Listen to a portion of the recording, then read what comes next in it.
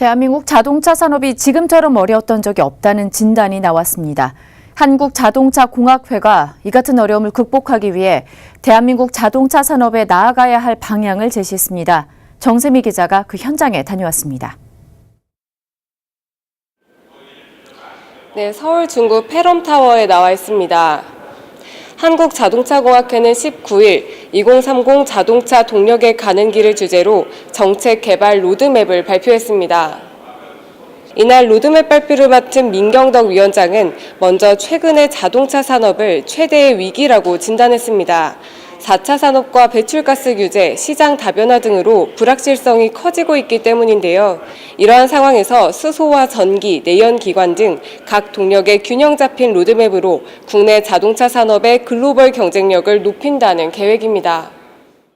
2030년을 봤을 때 엔진이 들어가 있는 엔진 플러스 하이브리드가 한 90% 정도 되고 순수 전기차가 한 10% 정도 될 비중이 있고요. 다음에 정부의 정책에 의해서 수소 전기차도 향후 그 점유율이 조금씩 아마 늘어날 것 같습니다. 향후의 어떤 비중에 맞춰서 정부의 R&D 정책도 좀 대폭적으로 좀 지원이 되고 강화되는 환경 규제에 대해서는 수소 전기 자동차를 대안으로 꼽았습니다.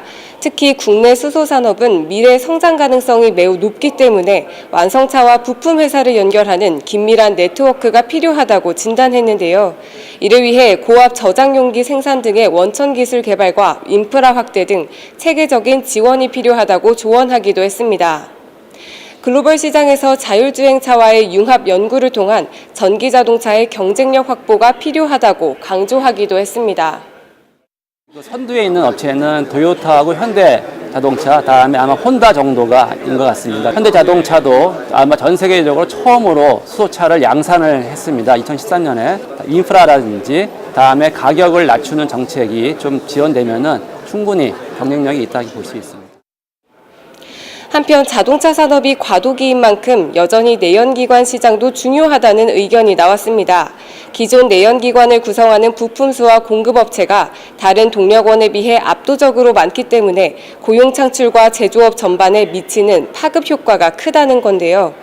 미래차 시대로 꼽히는 2030년에도 내연기관은 자동차 시장에서 80% 이상 주요 동력원을 점유할 것이라는 전망입니다.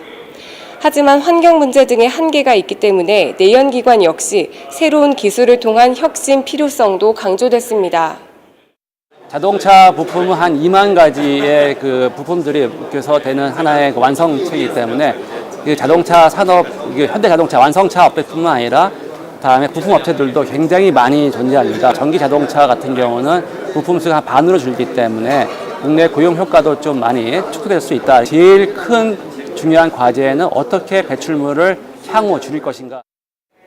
급변하는 시장 속 내연기관과 미래차라는 투트랙 전략이 위기의 늪에 빠진 국내 자동차 산업을 건져낼지 주목됩니다.